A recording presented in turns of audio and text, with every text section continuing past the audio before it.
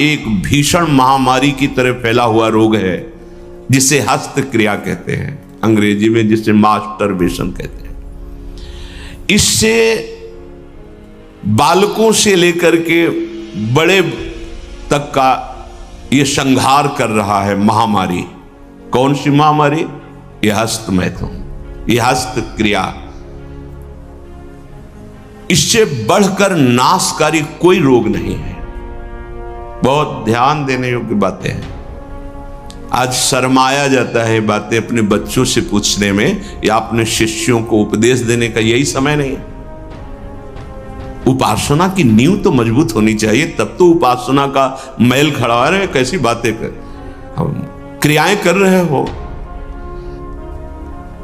तुम्हें शर्म नहीं आ रही, गंदे आचरणों में उतर रहे, शर्म नहीं आ रही, और उनका निवारण कैसे होना है इस बात के सुनने और बोलने में तुम्हें शर्म आ रही, कैसी मूढ़ता छा रही है। ये कराल काल के पंजे में फंसा करके जीवित रहने पर भी मुर्दे के समान कर देता है। ये बड़ा दुर्भाग्य हो रहा है कि आज हमारी समाज इससे पीड़ित होती चली जा रही है। हितधाम में सायंकाल के समय कुछ समय चर्चा होती थी, तो जो पुराने हैं उनको याद होगा, 70-75 वर्ष के उन्होंने माइक में कहा था कि पूर्व बचपन की अभ्यास आज तक नहीं छूट पा रही, मुझे बचा लो।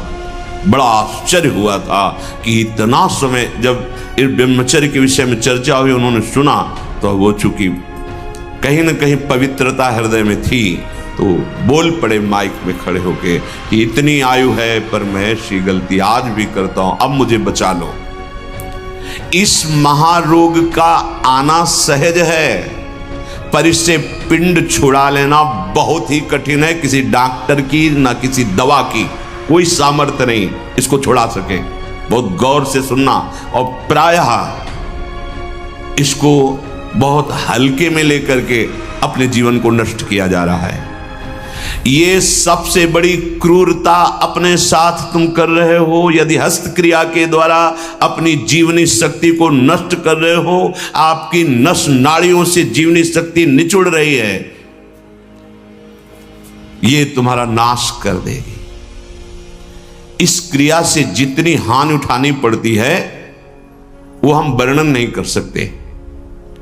ये अनिष्टकारी क्रिया खिलवाड़ में सीख जाते हैं बच्चे। एक 13 वर्ष का बच्चा, कुछ चिन्ह होते हैं जो पहले से गुरुजनों की कृपा साधन करने पर परिचय में आ जाते हैं कि ये स्त्री सहवास से वीरपात हुआ है या हस्त मैथुन से हुआ है। देखा, पहले तो मना किया नहीं, फिर जब और जोर दिया कि भाई इसमें तुम्हें लाभ मिल जाएगा अगर आप स्वीकार कर लो। हाँ,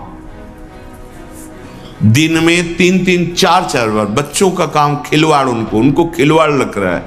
ऐसा लग रहा है कि बहुत अच्छा मार्ग मिल गया जिससे हम सुखी हो जाएंगे। दुर्दशा ये हो गई कि 13 और 14 वर्ष का बच्चा वो इतने बड़े रोग से ग्रसित हो गया कि लव शंका करते ही जो महान शक्ति, उसका पतन। अब न भजन में रुचि, न किसी सेवा में रुचि, पागलों जैसी बात। तुमको समझाया जी, क्या स्मृति का लोप हो रहा है, कोई उत्साह नहीं, एक जीवन मृत तुल्य बच्चा है यार, बच्चा, जहां कहीं कोई गुंजाइश नहीं। जैसे अग्नि के ऊपर चला जाए तो कैसे चला जाएगा, एकदम पैर ऐसे ये अवस्था किशोर अवस्था है, ब्रह्मचर्य पूर्ण जीवन, एकदम उछलता हुआ जीवन, तेज। कैसा भी कोई हो, किशोर अवस्था बड़ी सुंदर अवस्था होती है, प्रकाश आता है, क्योंकि उस समय तक गलत संबंध। आज तो किशोर अवस्था प्रारंभ होने से ही ये दुर्दशा, मोबाइल, कुसंग, ये सब बहुत नष्ट कर रहा है। इसे खिलवाड़ समझा जाता है। और दुर्भाग्य की बात कि जो हमारे सलाहकार हैं वो उनको कहते हैं इससे रिलैक्स हो जाओगे। ओ, अंग्रेजी का शब्द है वो, हाँ, कौन सा, जो भी स्टेशन हो फ्री स्टेशन, बोले उससे मुक्त हो जाओगे। होश में, होश में। ये उन महापुरुषों के वचन हैं जो ब्रह्माकार वृत्ति में स्थित है। जैसे किसी लकड़ी में घुन लग जाता है और वो खोखली हो जाती है, ऐसे ही शरीर जर्जर हो जाता है। बहुत बहुत सावधानी की जरूरत है। ये मतलब इस हस्त क्रिया के द्वारा आगे चल करके वो नितांत नपुंसकता को प्राप्त हो जाता है।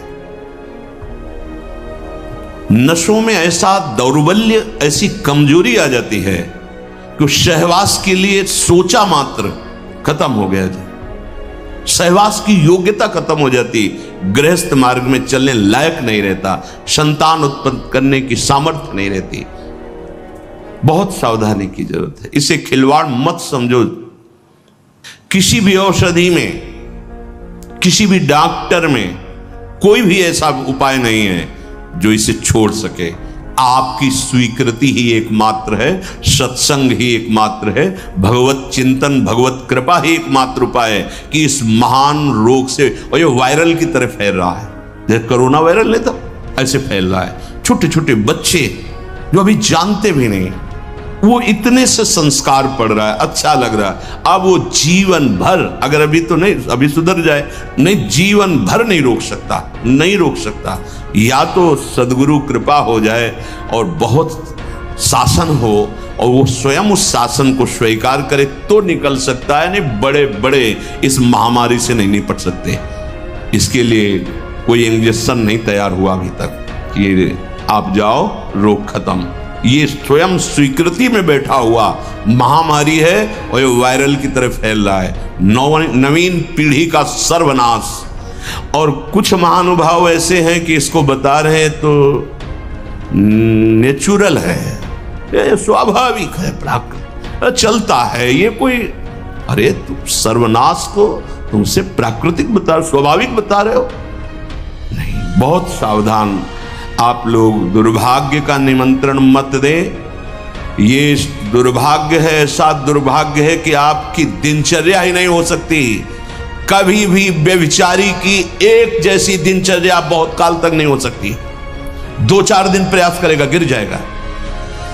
ब्रह्मचर्य कभी भी दिनचर्या में फर्क नहीं पड़ने देगा, चाहे जैसी स्थिति हो। चाहे जैसे शरीर नहीं उठ पा रहा तो उसका चिंतन भागवतिक होने लगेगा।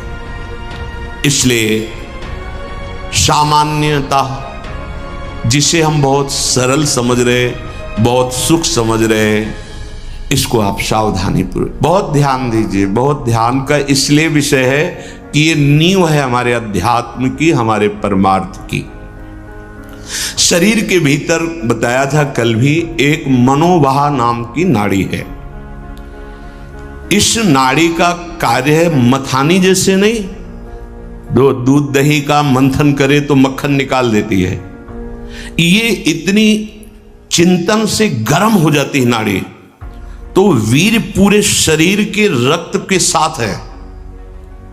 उसी से आपकी हड्डियां मजबूत होती हैं, उसी से आपका शरीर बलिष्ठ होता है, उसी से आपके मन को पवित्र विचारों में चलने की सामर्थ्य मिलती है। ये जो कहते हैं ना कि हम नहीं चल पा रहे हैं, हम भजन नहीं कर पा रहे हैं, आप कमी को पहचानिए। शरीर के भीतर जो मनोवाह नाम की एक नाड़ी है, ये मंथन कार्य करती है। जे ही आप कामासक्त हुए चिंतन किए तो पूरे शरीर से, जैसे दही के मंथन से वो घृत निकाल ले, वैसे ही मनोवाह नाड़ी काम करती है। वो पूरे शरीर की नस नाड़ियों से आपके जो वीर शक्ति उसको एकत्रित कर लेती है, चाहे शरीरधारी कोई भी, स्त्री हो पुरुष कोई भी हो, उसको एकत्रित कर लेती है। पूरी नस नाड़ियां कांप उठती हैं जब उसका आकर्षण, वो आप समझ नहीं पा रहे, वो आप समझेंगे ऐठन हो रही है आप ऐसे, वो पूरे नस नाड़ियों को निर्जीव कर रही, शक्तिहीन कर रही है। सिर से पैर तक हर अंग हिल जाता है। शरीर का मंथन करके वो एकत्रित करके बाहर कर देगी। अब क्रिया करो या ना करो, दौर्बल्य, प्रमेह, स्वप्न दोष, ये निश्चित उसके शरीर में प्रकट हो जाते हैं। शरीर के रक्त में एक सफेद और दूसरे लाल कीट होते हैं। सफेद कीटों में बाहरी आए हुए प्राकृतिक प्रहार, रोगों के प्रहार से लड़ने की सामर्थ्य होती है। जो हस्तक्रिया या अन्य अष्टमैथुनों के द्वारा वीर शक्ति का नाश करता है तो सफेद कीट ये नष्ट होने लगते हैं। अब जो लड़ने की सामर्थ्य थी प्रकृति से, गर्मी, सर्दी, बरसात, मान अपमान, निंदा, स्तुति और रोगों से, वो क्षीण हो गई। अब चिड़चिड़ा स्वभाव हो गया, एकदम निराश, हताश, उदास। अब क्या करें, शरीर नष्ट कर दें, वो डिप्रेशन में पहुंचने लगता है। समझो, अधिकतर हमारी दुर्दशा हो रही। ध्यान देकर सुनना। अगर वो शुभ कीट जो रोगनाशक सफेद हैं, वीर आप नष्ट नहीं करते तो इतने बलवान हो जाते हैं कि एक बार विष को भी वो पचा डालेंगे। इतनी उसमें सामर्थ्य है, आपकी हानि नहीं होने देंगे। ज्यों ज्यों आप ये नीच चेष्टा करते हैं, त्यों त्यों ही ये जो आपको सबल बनाने वाले वो नष्ट होने लगते हैं और उसके कारण भयानक रोगों का सृजन होने लगता है। मनुष्य के शरीर में और दिमाग में और स्नायुओं पर ऐसा प्रभाव पड़ता है, आगे चलकर पक्षघात हो जाता है, ग्रंथिवात, जितने जोड़ों में दर्द, पागलपन या और रोगों की उत्पत्ति होने लगती है, क्योंकि वो जो लड़ने वाले कीट वो सब नष्ट हो जाते हैं। व्यभिचार सर्वथा निंदनीय है और सबसे महानिंदनीय है ये हस्तक्रिया, क्योंकि इसमें किसी दूसरे की जरूरत नहीं होती है। बहुत सावधान, बहुत नीच प्रवृत्ति है इसका। वायरल की तरह, जैसे वायरस होता है वो वायरल हो जाता है, ऐसे हो रहा है, ऐसे जिसको देखो सुख का साधन माने हुए है, नवीन अवस्था अपने को नष्ट कर रहे और प्रमाण उनको मिल जाता है ऐसे बहिर्मुख लोगों से जो कहते हैं कि हाँ, आपका हृदय ठीक रहेगा, आपका स्वास्थ्य ठीक रहेगा, आप दिमाग से एकदम शांत हो जाए। कैसा नीच उत्तर है, कैसा उपदेश है, नाश करने वाला। तस्मात् शास्त्रम प्रमाणम ते कार्या कार्य व्यवस्थितो। आपने वेद पढ़ा है, आयुर्वेद।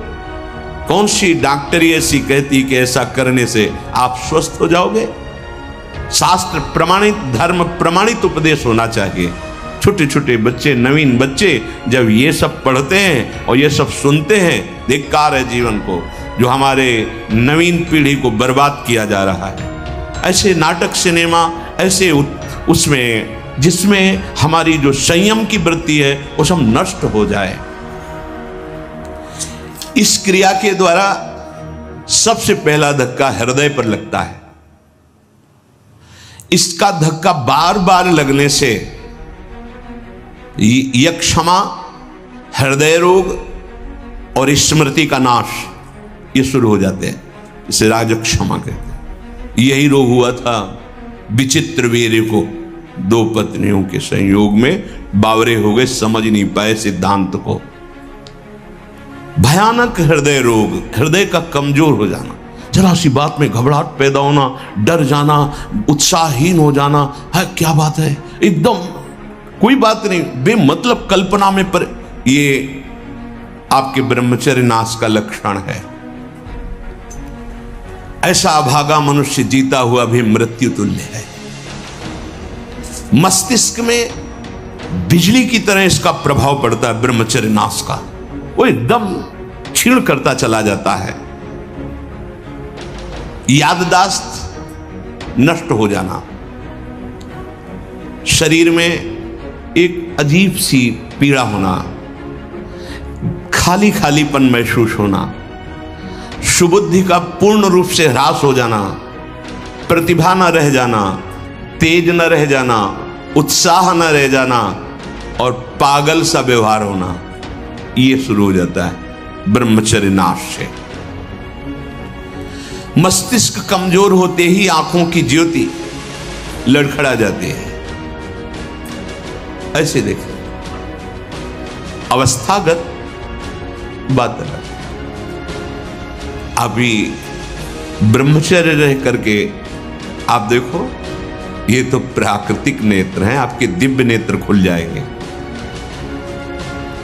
कान में सुनने की शक्ति, दांत के मसूड़ों का फूल करके दांतों को जो रोकने की शक्ति, शरीर की शक्ति, ये सब नष्ट हो जाती है, क्योंकि ब्रह्मचर्य सबका आधार है। बहुत जल्दी बाल झड़ना, बाल पकना, जैसे राजा के नष्ट होने पर संपूर्ण सेना बंदी बना ली जाती है, ऐसे ही शरीर का राजा है ब्रह्मचर्य वीर। इसके नष्ट होने पर हर इंद्रिय, हर नस नाड़ी पराजित हो जाती है। आंख, नाक, कान, जिह्वा, वाणी, पैर, त्वचा, आंते और इंद्रियां, ये सब असमर्थ होने लगती है। पाचन शक्ति पर बहुत बुरा प्रभाव पड़ता है। अब ये नाश नहीं तो और क्या, जीते जी नाश है। हस्त क्रिया से संपूर्ण शरीर ढीला, फीका, दुर्बल, कमजोर और रोगों का प्रादुर्भाव होने लगता है। मुख की कांति हीनता बढ़ती चली जाती है। मुख प्रसन्न तन तेज विराजा, कीन्ह से रामचंद्र कर काजा। यार चेहरा देखो, वैसा लगता है जैसे सब उड़ गया, कुछ नहीं रह गया, बस केवल सजावट सजावट रह गई है। पवित्रता, जितेंद्रियता, बल, अध्यात्म चिंतन कुछ नहीं, शून्य। बस वही वर्तमान भोगों का चिंतन, कैसे भोगूं, भोगे हुए भोगों का चिंतन। बस आप देख लो अपने हृदय में झांक करके। संपूर्ण जीवन विषयानंद में फंस जाता है। इंद्रिय दुर्बलता के कारण अगर वो गृहस्थ में भी गया तो गृहस्थ में भी अपने धर्म का पालन नहीं कर पाता, क्योंकि उसकी जो शक्ति है वो नष्ट हो चुकी है। संतति सुख से भी हाथ धो बैठता है। फिर जो उसको जलन और शोक होती, क्योंकि वो जो कर्तव्य करना चाहिए गृहस्थ का वो नहीं कर, उसकी सामर्थ्य नहीं रह गई। अब वो अपनी बात तो बता नहीं सकता किसी से। अब जो अंदर जलन हो रही उसका निराकरण कहीं नहीं है। सावधान हो जाइए, ना वैरागी और ना गृहस्थ कुछ नहीं रह पाओगे यदि ये गंदी बातें आप नहीं त्याग पाए। बोलो ऐसे आदमी की सुख की आशा क्या, और अंत में इसका परिणाम महापाप नरक मिलता है। ऐसा थोड़ी है कि आप सोचो कि मेरा शरीर मैं जो चाहूं कर लूं। नहीं नहीं, आपको दिया गया ये भागवतिक है, आपको प्रभु की तरफ से मिला है। जैसे आपका शरीर है और अभी रिपोर्ट कर दी जाए कि आप अपने शरीर को नष्ट करना चाहते, आपको दंड मिलेगा इस बात का। आप शरीर का सतमार्ग में प्रयोग कीजिए, आप इसका असत मार्ग में आप इसको नष्ट करने का अधिकार नहीं रखते। यहां भी तो फिर भागवतिक विधान में तुम्हारा इतना अधिकार कहां कि तुमसे मनमानी नष्ट कर दो। दुर्बल चित्त हो जाता है, संयम बिल्कुल नहीं रहता। जब कभी उसको इसका दोष अनुभव में आता है सुनने में, तो प्रतिज्ञा करता है, पर ऐसी हजारों प्रतिज्ञाएं वो रोज करता है, रोज तोड़ता है। क्यों? क्योंकि वो बल ही नहीं रह गया है। जो इस वासना से पीड़ित है, अगर थोड़ा भी हृदय सात्विक है तो शर्मिंदा रहता है। उसकी अजीब स्थिति अंदर रहती है, खुलकर किसी से बात नहीं कर सकता, आंख मिलाकर बात नहीं। और जो मलिन हृदय का होता है वो इतना अकड़ करके इतना राक्षसी प्रवृत्ति का हो जाता है, बिल्कुल ढीठ। ये दो वृत्तियां आती हैं जो ब्रह्मचर्यहीनता होती है। यह तो इतनी शर्मिंदगी, थोड़ा सा भी हृदय अगर सात्विक है वो ग्लानि, और यह भी इतनी दुष्टता। जो आनंद में हसमुख होना चाहिए वो उदास, एकदम तेजहीन। उसकी सूरत देखने पर लगता है रोने वाला ही है। स्वभाव में रुक्षता होती है, चिड़चिड़ापन, क्रोधी, निस्तेज, आंखें अंदर धंसने लगती, यहां खालीपन होने लगता है, एक खालीपन, एक काला सा चिन्ह। बहुत बहुत सावधान। ये इतना भयानक रोग है कि जवानी में भी वृद्धावस्था के लक्षण प्रकट होने लगते हैं। किसी भी कार्य में मन न लगना, पड़े रहने की इच्छा होना, थोड़ी मेहनत करने पर हांफते रहना, आगे क्या करना ऐसे विचार करने की शक्ति नष्ट हो जाना, बहुत जल्दी क्रोध आकर के आवेश में कुछ ऐसे वचन बोलना, क्रियाएं करना। देखो ना, सुनने को मिलता, माता पिता को पीटा, ऐसा किया, वैसा। कुचिंताओं की बाढ़ आ जाती है, कुचिंताओं की। उसके हृदय में एक भय, एक जलन, एक घबराहट बनी ही रहती है। थोड़ी सी बात उसको पहाड़ जैसी मालूम होती है, विचार के द्वारा काट नहीं पाता है। बार बार झूठ बोलना उसका स्वभाव बन जाता है। बार बार भूख लगना या जठराग्नि का मंद पड़ जाना, ये दो दोष होते हैं। अन्न ना पचना या तो बार बार ऐसा लगना कि खाऊं। और मलबद्धता आते, जब वीर शक्तिहीन हो जाती है तो मल को पकड़ने लगते हैं, उनमें सामर्थ्य नहीं रह जाती पचाने की या मल निकालने की, तो कब्जियत बनी रहती है। नींद का या तो नाना और या आना तो कुंभकर्ण जैसे सोना पड़े हैं दो। उठते समय निरुत्साह, आलस्य, आंखों को बहुत भारीपन होना, नहीं खुलने देना। ऐसा जब आप संयम से चलेंगे ना, घड़ी की अलार्म की जरूरत नहीं होती, एक समय में नेत्र खुले, ऐसा नहीं ऐसे नहीं, एक दिव्यता आती है। अभी आप उधर कदम सही ढंग से नहीं रख रहे, इसलिए है अलार्म बजते रहते, सो रहे। परमार्थ में या व्यवहार में भी आपको चलना है तो आपका संयम बहुत अनिवार्य है। अब बच्चे कहते हैं हमारी स्मृति काम नहीं करती है, पढ़ाई में मन नहीं लगता है। ऐसा क्यों नहीं लगता? आप देखो अपने आचरणों को देखो। पढ़ाई, ये तो इतने टेबलेट, इतना है सब, एक बार बोल दीजिए, कभी भी जीवन में पूछ लीजिएगा, उसे दोबारा पढ़ने की सुनने की आवश्यकता नहीं।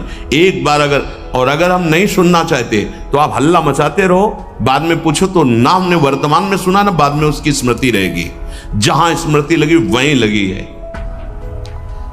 रात्रि में जो स्वप्न दोष होता है, इन्हीं गलतियों का परिणाम होता है। यदि आप ऐसी कोई गलती ना करें तो कल चर्चा में बताया था, स्वाभाविक कभी हो, वो उफान जैसा, वो जो संतानोत्पत्ति वाला, वो नहीं। जो हस्त क्रिया से युक्त हो गया है वो अनुभव करे, लघु शंका के पहले या बाद में देखना, जो जीवनी शक्ति है वो आपको ह्रास होती दिखाई देगी, बूंद बूंद निकलते दिखाई दी, कितना सर्वनाश कर रहे हो। बाद में तुम सोचो हम ये विटामिन खा लेंगे, वो खा लेंगे, कुछ नहीं, उसकी पूर्ति नहीं हो सकती, उसकी पूर्ति नहीं हो सकती। आगे इसमें आता है, ये जो आयुर्वेदिक औषधियां दी जाती हैं ये बलिष्ठ होती हैं, और ये चूंकि आपकी प्रवृत्ति गलत है, वो बलिष्ठ होकर आपको और कामोत्तेजना प्रदान करेंगी। तुम रोक कैसे पाओगे? संयम नहीं। इसीलिए कोई औषधि नहीं है, आप स्वयं औषधि हैं उसके। आपका दृढ़ निश्चय और कुछ व्यायाम, प्राणायाम, आहार शुद्धि और नाम जप, नाम जप, इससे आप शासन में ला सकते हैं। इस बात को कौन अपने बच्चों को बैठाल कर समझा रहा है? अगर वो नहीं है तो सावधान हो जाएंगे कि अगर कोई ऐसी बात बताता है तो माता पिता ने मुझे पहले सिखा रखा है कि ये बहुत नाशकारी क्रिया है, कभी ऐसा नहीं करना। आप बताते हैं क्योंकि आपको फुर्सत कहाँ है, आप अपने मनोरंजन में मस्त हैं, आपको यही लगता है खिलाना पिलाना ही केवल बच्चों का प्यार दुलार है। नहीं, कभी बैठा लिए, उनकी दिनचर्या देखिए, आप उनसे पहले इस महान दुर्गुणों का आगाह कीजिए कि ऐसी ऐसी बातें आगे कोई तुम्हें सिखा सकता है या तुम्हें है तो नहीं, जानकारी करनी चाहिए। अगर कभी ऐसा हो तो मत, ऐसा मत करना। जो नवयुवक हैं, हाथ पैरों के जोड़ों में दर्द मालूम दे रहा है, शिथिलता हो रही, दिमाग में एक सनसनी बनी रहती है, आपको ये अश्लील चित्र देखना अच्छा लगता है, गंदी बातें करना अच्छा लगता है, ये सब उसी हस्त क्रिया का परिणाम है।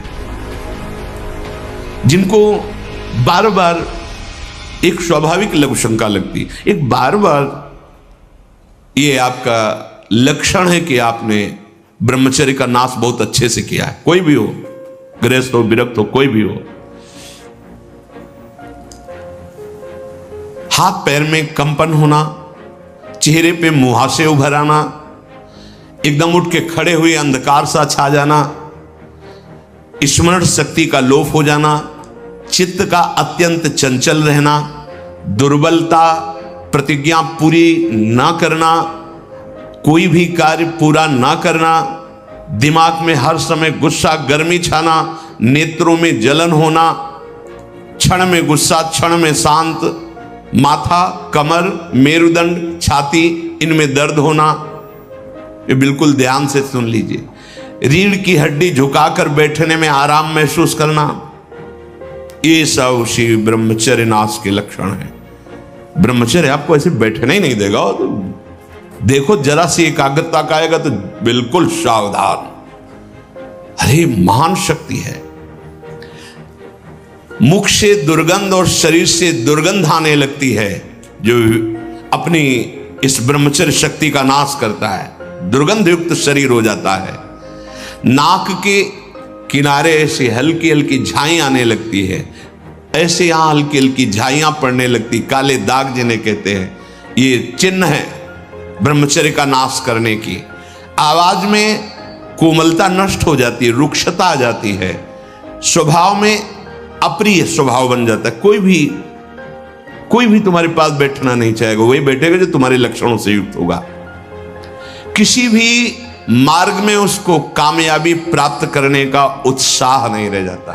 कर एक नवयुवक भाई कह रहे थे कि अगर वचन सुनने को न मिलते तो हमने तो ठान ही लिया था कि अब अपने शरीर को पूरा कर देंगे। बचा लिया आपने हमारे जो बड़े भाव से गदगद होकर कह रहे थे। ये जैसे आप सुन रहे हो तो आपको एक चोट पहुंचाएंगे शब्द, या आपको उठाने की कोशिश करेंगे। अगर आपने पकड़ लिया शब्द का सहारा तो उठ जाओगे, कोई औषधि नहीं बचा सकती। आप स्वयं बच सकते हो, आप में अभी भगवान ने सामर्थ्य दी है, अभी बच सकते हो। अगर आपने अभी अपने को नहीं संभाला, सोचो जरा, आप इतनी कीमती महान वस्तु को खिलवाड़ में नष्ट कर रहे हो। क्या चाहते हो? क्या चाहते हो? गृहस्थ में संतानोत्पत्ति के लिए आदेश है, व्यभिचार के लिए थोड़ी आदेश है। प्रत्येक माता पिता गुरु बड़े जनों को ये कर्तव्य का पालन करवाने के लिए चाहिए कि उनको अपने पास बैठा ले, चाहे पुत्र हो या पुत्री, शिष्य हो या शिष्या, उसको ये बात समझावें कि ब्रह्मचर्य ही आपको लौकिक पारलौकिक उन्नति दिलाएगा।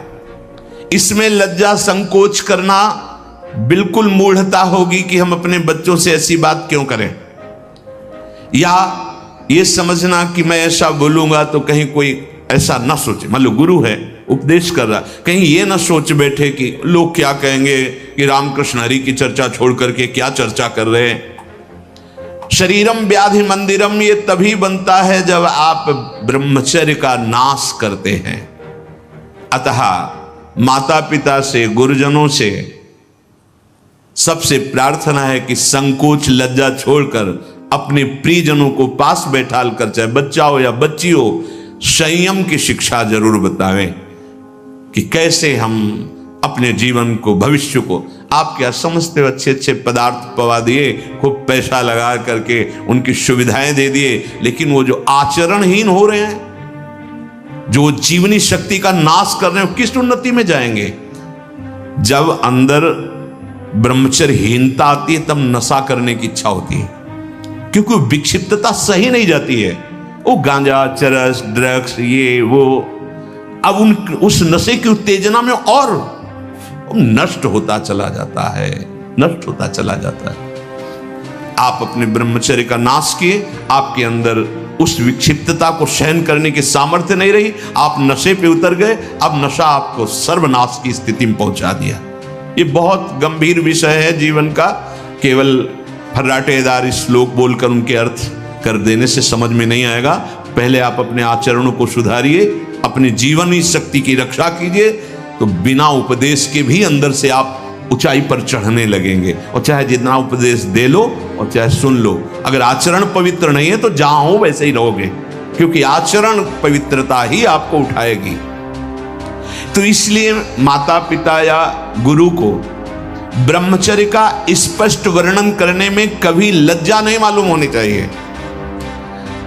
और बड़ी दुर्भाग्य की बात हो रही है कि घर परिवार के लोग तो कोई ऐसा बता ही नहीं रहे, और अध्यापक भी इसकी तरफ नहीं बोल रहे। अध्यापक अगर 15 मिनट का समय केवल दैनिक दिनचर्या की पुष्टता के लिए दिया जाए तो हमारे नवीन पीढ़ी की जो उज्ज्वलता है वो प्रकाशित हो जाए।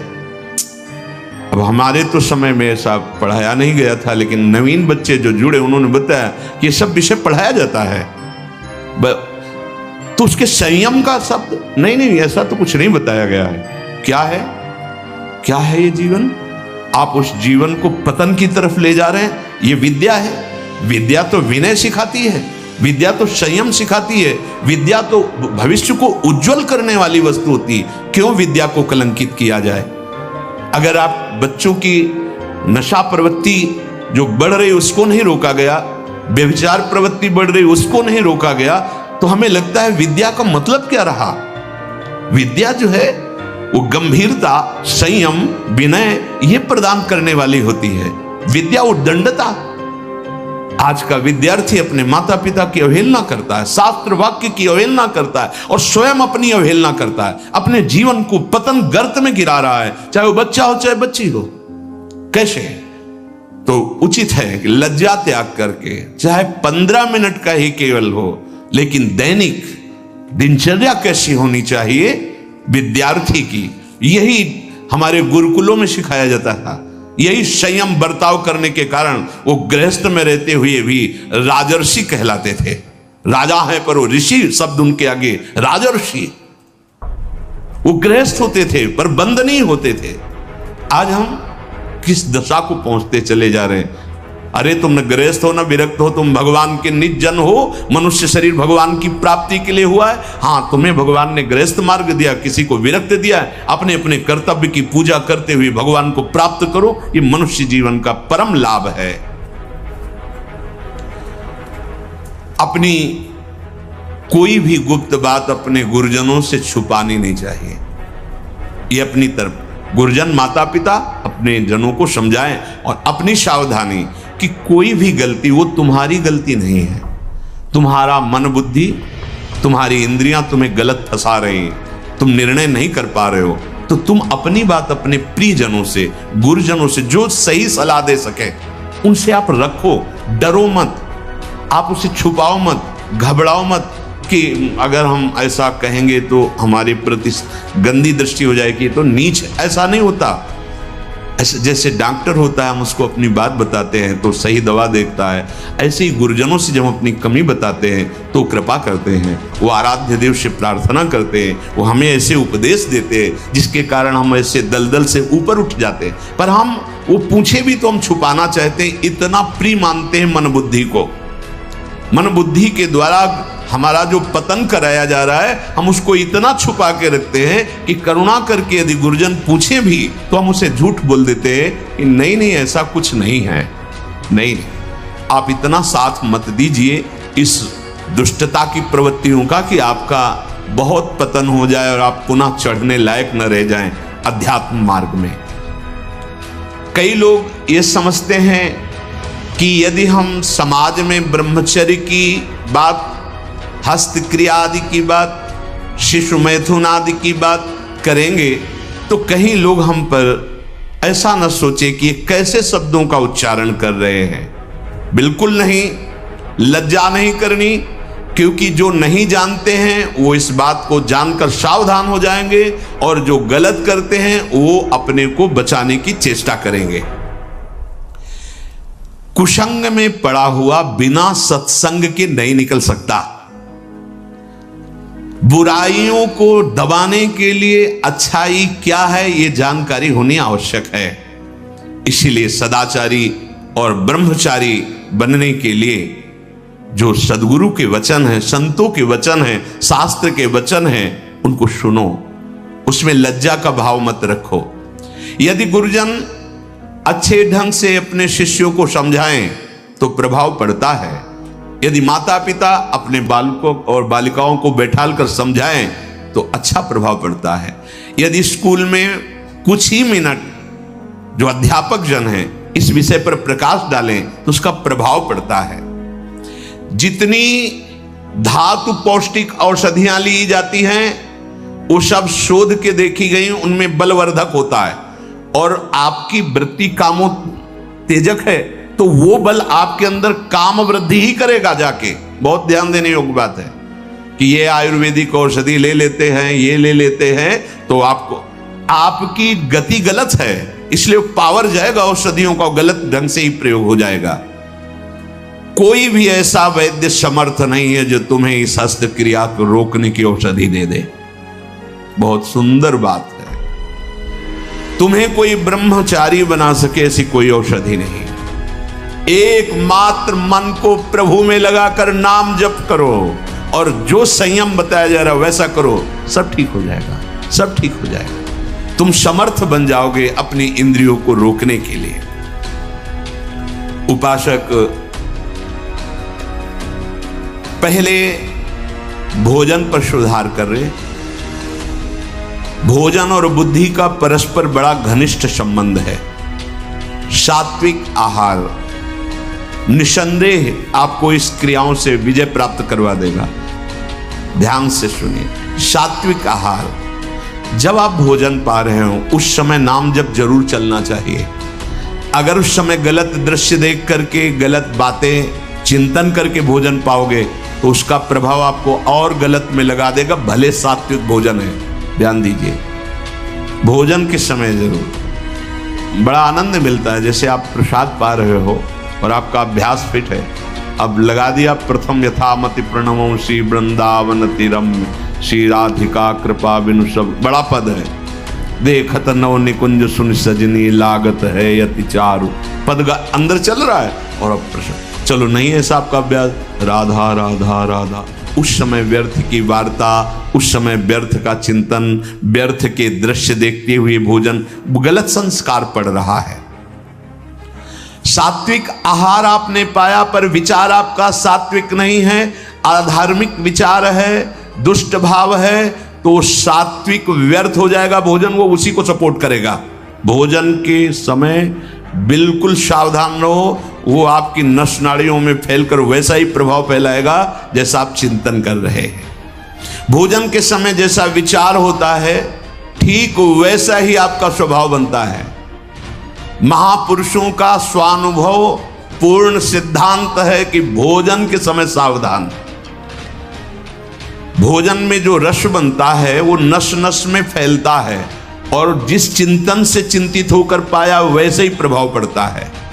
स्थूल भोजन का सूक्ष्म विचार पर प्रभाव पड़ता है, कई गुना प्रभावशाली प्रभाव आपके चिंतन का पड़ता है भोजन में। बहुत शुद्ध भोजन हो, सात्विक भोजन हो, पर आपका विचार भोजन करते समय सही नहीं, आपका चिंतन सही नहीं। इसलिए देखो संत जनों का जब कभी प्रसाद पाने तो पहले नाम कीर्तन होता है, फिर बहुत से जय जयकार लगते हैं और बीच बीच में जोर जोर से राधे श्याम की गुण, कि आपका चिंतन भागवतिक रहना चाहिए। देखो ना, हमें लगता है 10 मिनट तो केवल जय जयकार ही होती है।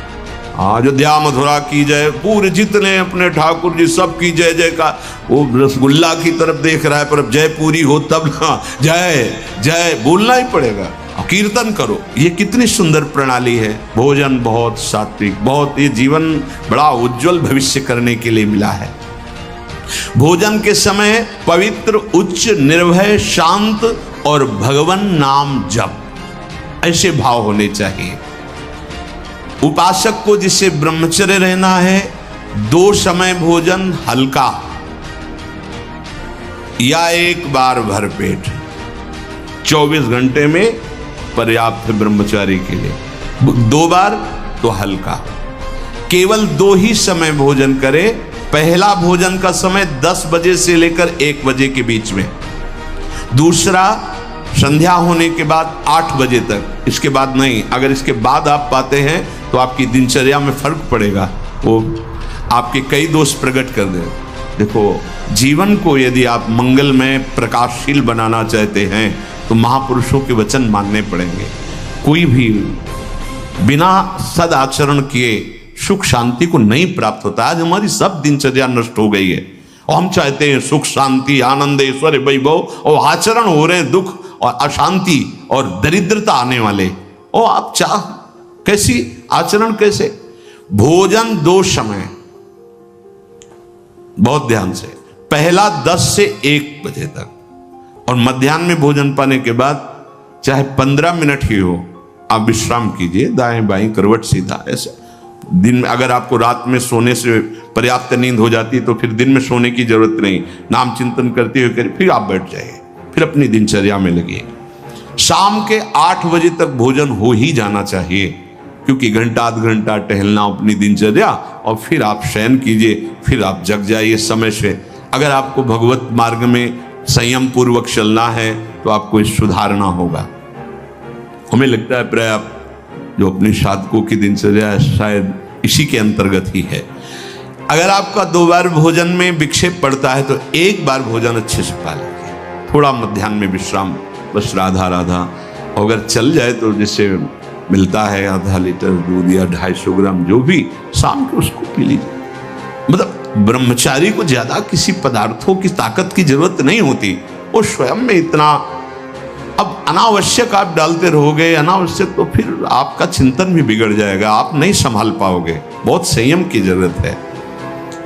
बहुत गर्मा गर्म भोजन ब्रह्मचारी को नहीं करना चाहिए, उससे आपके ब्रह्मचर्य पे फर्क पड़ जाएगा।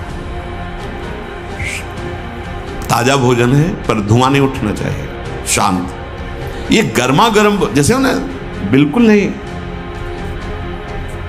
भोजन हमेशा सात्विक, ताजा, सादा होना चाहिए। जो जैसे रोटी ये सब मठरी आदि जैसे 1-2 दिन, मीठा आदि 1-2 दिन, लेकिन जैसे रोटी आदि ये शाम की बनी सुबह नहीं पाई जा सकती, क्योंकि उससे फिर बुद्धि में प्रमाद और तमोगुण बढ़ने की चेष्टा। बासी अन्न नहीं। अच्छा, भिक्षावृत्ति में ये बड़ी सामर्थ्य है कि हमारी झोली में मांगने पर जो आया वो ब्रह्म स्वरूप है, उसका कोई इन सतोगुण रजोगुण तमोगुण से कोई उसका प्रभाव नहीं। ये भिक्षान्न में बहुत बड़ी सामर्थ्य है। राधे श्याम बोला, कोई 5 दिन की सूखी रोटी दे दे वो हमारे लिए अमृतमय, वो नहीं होगा कि ये तो बासी है, क्या तमोगुण पैदा करेगी कि नहीं, वो महाप्रसाद स्वरूप हो जाती है। लेकिन अगर सुविधा है तो ताजान, बहुत गर्मा गर्म नहीं, सात्विकन और कम से बहुत लाभ होता है। आपकी सारी जीवनी शक्ति आंतों में पचाने में लग जाती है। अच्छा, एक बार पच नहीं पाया दोबारा फिर उतना ही जान लिया तो भजन क्या करोगे? थोड़ा जो जीवनी शक्ति है उसको आप ईश्वर के ध्यान में चिंतन में लगाने। जिस दिन आप व्रत रहते हो, जो एकादशी, तो आप देखो उस दिन ज्यादा भजन होगा, अल्पाहार। अगर आप अन्न को उतना ही सीमित पाए जो आपके भजन में विक्षेप न डाले, ये ठूस ठूस के यहां तक भर ले कि वो तुम शरीर हो क्या, तुम्हारा विषय है क्या? अरे समझो, बेकार को इस थैले को मोटा करते चले जा रहे हो। ये थैला है। उठने में परेशानी, चलने में परेशानी, बड़ी समस्या दिनचर्या करने में। अब इतना बड़ा पेट हो गया तो दिनचर्या कैसे करें? कैसी दिनचर्या होगी? काहे को इतना खा रहे हो? बोले वो घटाने की दवा ले रहे, किसी दवा की जरूरत नहीं है। सीधे मूंग की दाल उबालो, 2 रोटी शुरू करो। 1 महीने में अगर तुम्हारी चर्बी न कम हो जाए तो मैं बताना। रोज सुबह टहलो, थोड़ा व्यायाम करो। अगर जानकारी हो तो जो योगी जन आपको प्राणायाम की पद्धतियां बताए, और सात्विक भोजन, अपने आप ठीक हो जाओगे। पाना है पिज्जा बर्गर, पाना है तुमको संसारिक को। अब चर्बी बढ़ती चली जा रही, आगे पीछे, न उठने की सामर्थ्य न बैठने की। भाई वृद्ध हो गए हो तो बात अलग है, यहाँ तो जवान कैसे, मतलब ये पेट निकलना मतलब अपने जीवन को खोखला कर देना है। बोलो अपनी दिनचर्या को कैसे कर पाओगे? अब इतना मोटा शरीर बनाने से कोई लाभ नहीं है। आप समझते हो स्वस्थ शरीर उसे नहीं कहते कि जितना मोटा हो गया स्वस्थ शरीर। आपकी दिनचर्या स्फूर्ति युक्त होनी चाहिए, वो उचित आहार से। युक्ताहार विहार भगवान के वचन हैं। ये जो शब्द लिखे, ये अच्छे पदार्थों को ठूस ठूस कर खाने का स्वभाव ये आपको संयम में नहीं रहने देगा। बढ़िया काजू पड़ी, किशमिश पड़ी, खीर है, अब हटाओ। अरे किसको पिला रहे हो, किसको? ये रसेंद्री के संतों ने कहा है, घाटी नीचे माटी, बस इतना का खेल है। इतने के नीचे गया सब बेकार हो। अब फूल रहा है, गैस बन रही, कब्ज बन रही, डकार इधर घूम रहे, उधर, काहे को परेशानी मोल ले ली। छोटी कटोरी जरा सा, राधा राधा, स्वाद भी हो गया, प्रसाद भी हो गया, शरीर पुष्टता के लिए। ब्रह्मचारी को काजू बादाम पिस्ता हलवा रबड़ी रसगुल्ला की नहीं आवश्यकता है, प्रार्थना मान लीजिए, नहीं जरूरत है। वो अपने आप में एक महान बल धारण किए हुए है। पर अब यही समस्या है कि ना संयम समझ पा रहे हो, ना आहार को समझ। ये आहार तुम्हारा विषय नहीं है। आपको ठीक प्राणों का पोषण करने के लिए उतना जल, उतना अन्न, उतना पौष्टिक आहार देना है, जिससे हमारा मन हमारे कार्यों में हमारे अनुसार चले, जो शास्त्राज्ञा है। बहुत नमकीन, लाल मिर्च, गरम मसाला, कचौड़ी, पकौड़ी, बहुत मिठाई, चाय, काफी, प्याज, लहसुन, ये इंद्रियों को भयंकर चंचलता प्रदान करते हैं और वीर शक्ति का नाश करने में बहुत इनका योगदान है। पूज्य पादुड़िया बाबा से किसी ने कहा कि बाबा हम तो जहां भिक्षा मांगते हैं वहां प्राय पकवान ही मिलता है। बाबा ने कहा कोई बात नहीं, अगर 4 रोटी पाते हो तो 2 कचौड़ी ले लीजिए, बस हो गया, कोई परेशानी नहीं होगी। 4 की है, 2 पा लीजिए। एक बार पूज्य बाबा, बहुत से साधक जन बाबा का, तो कुछ ऐसी कच्ची और मोटी पूड़ी बनवाई और कुछ हल्की एकदम बहुत पकी हुई पूड़ी बनवाई। पकी हुई पूड़ियों को पहले परोसा गया, उनके ऊपर कच्ची पूड़ियां रख दी गई, एक एक 2-2, और बाबा खड़े हो गए, आ भाई पाओ सब। तो कुछ जो साधक संयमी थे तो ऊपर से शुरू किया, और कुछ साधक जो स्वाद वाले थे वो ऊपर के हटा करके बाबा रुक खड़े हो, क्यों ऐसा किया?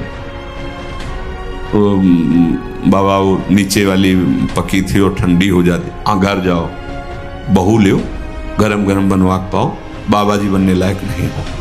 अगर रसेंद्री की तृप्तता, रसेंद्री की पूर्णता की तुम्हारी भावना है तो तुम जनेंद्री को नहीं रोक सकते हो। ये वैराग्य मार्ग है।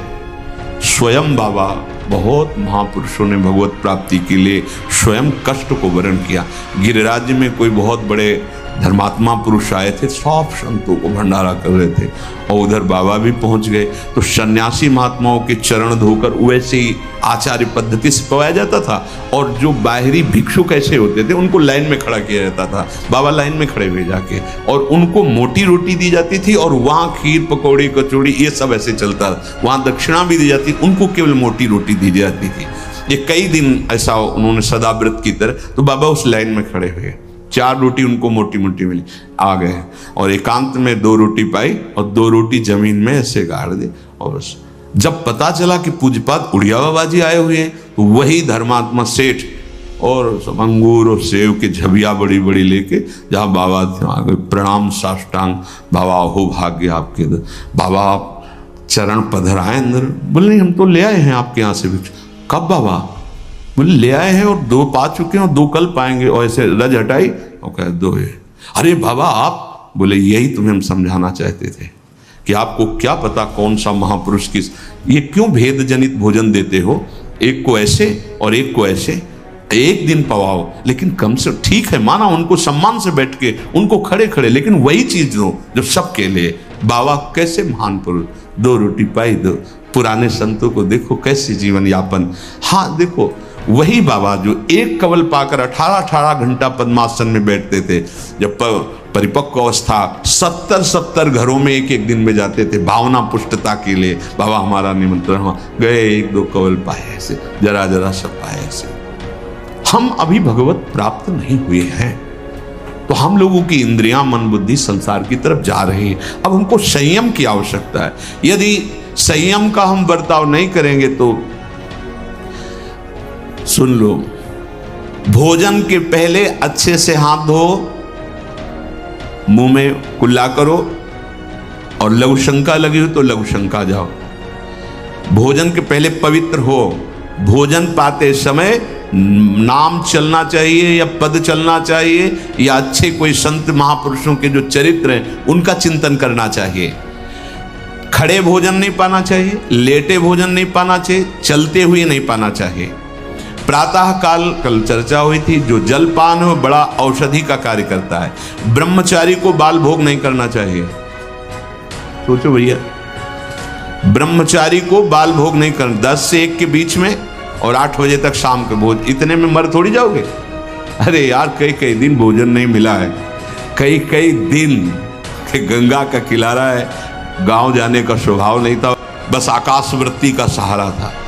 ये अगर आप बाल भोग नहीं करोगे तो आप क्या परेशानी हो जाएगी। 10-11 वो तो मिलेगा ही आपको। हमारे तो जीवन में था कि पता नहीं कब मिलेगा, कहाँ मिलेगा, कोई भरोसा नहीं।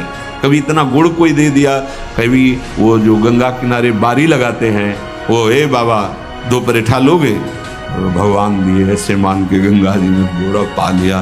बड़ा आपको तो निश्चित है कि आपको मिलेगा भोजन, फिर आप बाल भोग क्यों? बाल भोग पच नहीं पाया, राज भोग डाल लिया, वो पच नहीं पाया, तो आप बीमार हो जाओगे, कब्ज हो जाएगी, गैस बनेगी, आपका भजन में मन नहीं लगेगा, तो फिर वही प्रमाद की स्थिति आएगी।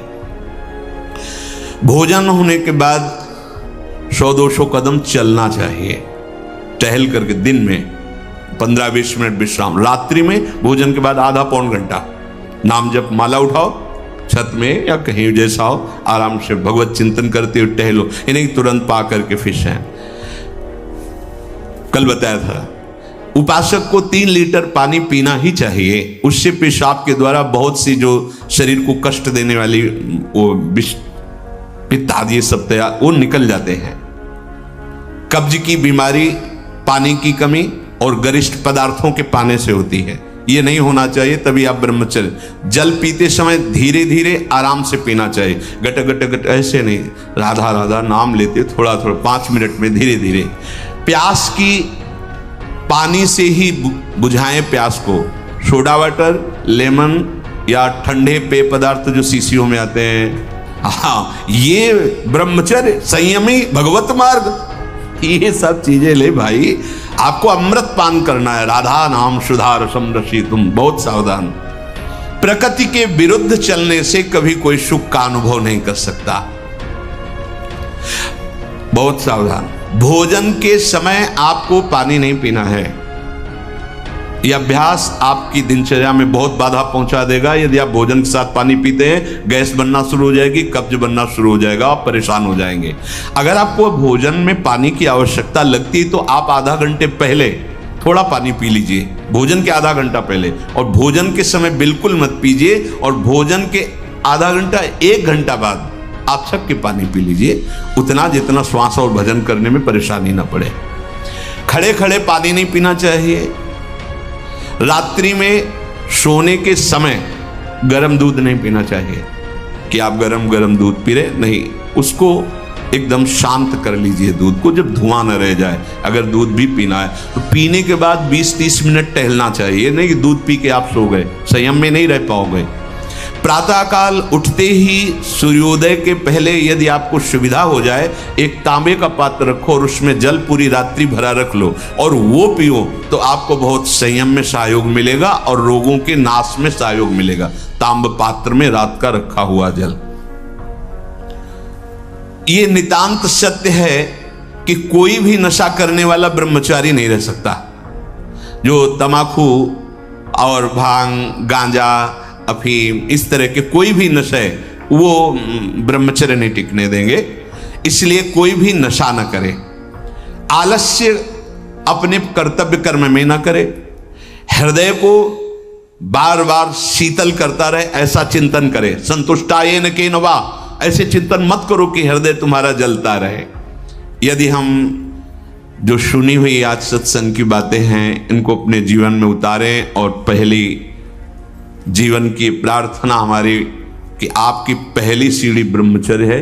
यदि आप ये हस्त क्रिया या किसी भी तरह से गंदी आदतें पूर्व संस्कारवश कुसंगवश हैं तो आप छोड़ दीजिए, हिम्मत कीजिए, एक बार जलिए, एक बार नियम ले लीजिए, मैं ऐसा नहीं करूं, खान पान कीजिए और सोने का एक निश्चित समय रखिए। और जिस समय आप ऐसी हरकतों को करते हैं वो समय आप माला लेकर बैठिए। जब तक गाढ़ निद्रा का आवेश न हो तब तक आप अपने को स्वतंत्र मत छोड़ दीजिए कि पड़े पड़े चिंतन, फिर गड़बड़ हो जाएगा। बिल्कुल ऐसा ही किया गया है जीवन में। हाँ, भोजन के बाद, चलने के बाद वज्रासन में बैठकर जब नींद आई तो कभी कोई माला लिए, कभी हाँ, भोजन के बाद, चलने के बाद वज्रासन में बैठकर जब नींद आई तो कभी कोई माला लिए, कभी माला रखे। ओ गुरु कृपा से जब ऐसी भावना बन जाती, निरंतर मंत्र नाम जब चल रहा है, वो बात अलग है। पर आपको अपनी दिनचर्या, अब आप सोने जा रहे हैं और आराम से दरवाजा बंद किए और लेट गए और मोबाइल हाथ में, सर्वनाश की स्थिति आप में आ ही जाएगी। क्योंकि एकांत में मन बहुत बलवान होकर इंद्रियों के साथ भोगों का चिंतन करता है। ये बिल्कुल सावधानी रख लीजिए। बलवान इंद्री ग्रामो विद्वानम अपि कर्षति, जहां एकांत होंगे, मोबाइल हाथ में, वो आपको दुर्गति करने का बहुत बड़ा साधन बन जाएगा। पहला काम, कमरे में जब जाओ स्विच ऑफ कर दो। बिल्कुल जैसा कहें, माला उठाओ या कोई महापुरुष का चरित्र उस समय पढ़ो, वो आपको थप्पड़ की तरह लगेगा। और चरित्र पढ़ के उसी के चिंतन करते हुए सो जाओ, या माला लेकर के जप करते जब नींद आए तब सो जाओ। कोई ऐसी चेष्टा मत करो जो तुम्हारे उत्साह को, तुम्हारी जीवनी शक्ति को नष्ट करके नरकगामी बना दे। बहुत बढ़िया अवसर मिला है, निकल चलो प्यारे। बार बार आप देख रहे हो कि आपकी दुर्दशा कर रही चेष्टाएं, आप जो कहते हो मैं छोड़ नहीं पा रहा, उसका कारण है आपका निश्चय। आप निश्चय ठीक नहीं कर पा रहे। और नाम जप करो, ऐसा निश्चय होगा। आप इस सत्संग सुनकर मनन करो, ऐसा निश्चय होगा कि निश्चित भगवान की कृपा से आप इस जीवन में संयम पूर्वक बर्ताव करते हुए भगवत प्राप्ति कर पाएं। श्री राधा वल्लभ लाल।